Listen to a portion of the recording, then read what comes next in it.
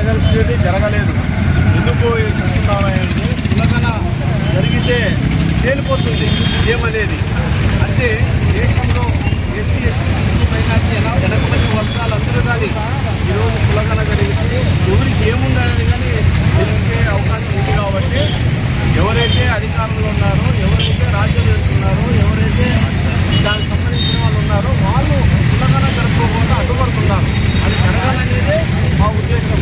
ఈరోజు పెద్దలు చెప్తున్నారు మాకు కావాల్సిన మా వాటా మాకు రాలేదు అంటే జరగదనే మా వాటా రాగానే మాకు అన్యాయం జరుగుతుంది. కాబట్టి ఇప్పటికైనా కానీ రాష్ట్ర ప్రభుత్వాలు, కేంద్ర ప్రభుత్వం వెంటనే ఈ కులగణ జరిపి ఎవరికి ఎంత వాటా ఉంటే ఆ వాటాని ఖచ్చితంగా వాళ్ళకి వచ్చేటట్టు చూడాల్సిందిగా మేము విజ్ఞప్తి చేస్తున్నాం. అదే కాకుండా కేంద్ర ప్రభుత్వం ఇప్పుడు వరకు కానీ సంవత్సరానికి 2 కోట్ల ఉద్యోగాలు ఇస్తానని చెప్పిన పెద్ద మనిషి ఇంతవరకు ఉద్యోగాలు ఇవ్వలేకపోతున్నాడు.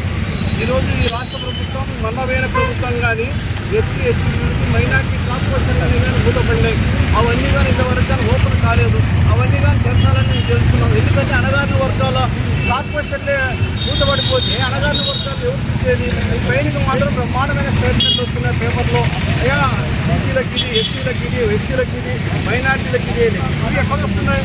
దానికే వెంటనే అవన్నీ కానీ విడుదల చేసి అణగారిన వర్గాలను తీసుకురావాల్సిందిగా విజ్ఞప్తి చేస్తున్నాం. లేని పక్షంలో అన్ని వర్గాలను కలుపుకొని ముందుకు పోవడానికి సిద్ధం అవుతున్నాం.